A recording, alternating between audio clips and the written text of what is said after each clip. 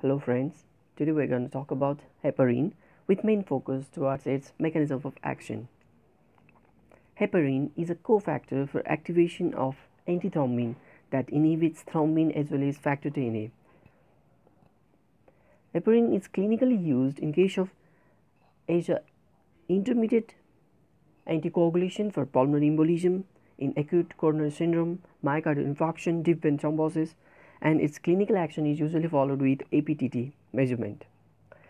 Now, talking about its mechanism of action properly, it is being a cofactor of antithrombin. It has got an ability, an unfractinated heparin as well as low molecular heparin, both has got ability to bind with this antithrombin. This antithrombin with heparin forms a complex. This is a heparin antithrombin complex. Now, this complex has ability to bind with factor Xa, with this factor Xa as well as thrombin, both is it has got a receptor for both. Now, inactivating both of them, forming a complex and inactivating both of them.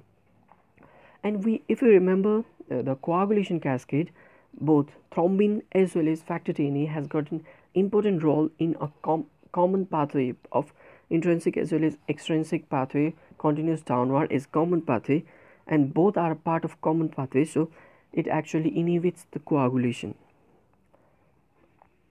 And talking about low molecular weight heparin, low molecular heparin are usually 4.5 kilodalton compared to the heparin which is 15 kilodalton.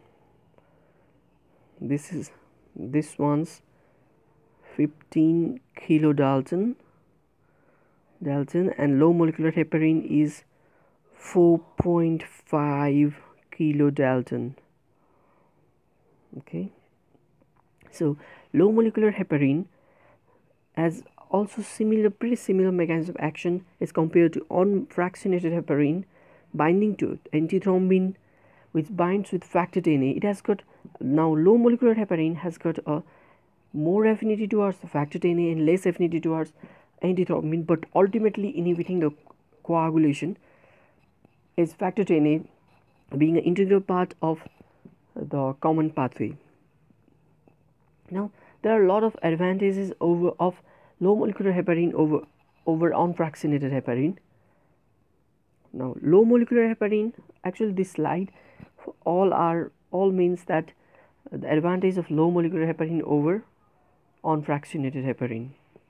Low molecular heparin has got greater bioavailability, predictability and dose dependent plasma level, less risk of bleeding, and there is also less incidence of heparin induced thrombocytopenia, lower the risk of heparin induced osteoporosis, and no need of laboratory monitoring in case of low molecular weight heparin, being safer one, and less subcutaneous dose is required compared to unfractinated heparin, can be safely administered in outpatient, and duration of anticoagulant effect is longer. It has got a half-life 2 to 4 times longer than unfractinated one. But there is only one defect of low molecular heparin compared to the heparin, is that the protamine sulfate, an antidote of heparin, don't act properly against low molecular heparin. Whenever there is overdose of low molecular heparin, we may be helpless. But in case of heparin, protamine sulfate is really a great antidote. Hope you guys been benefited. Thank you.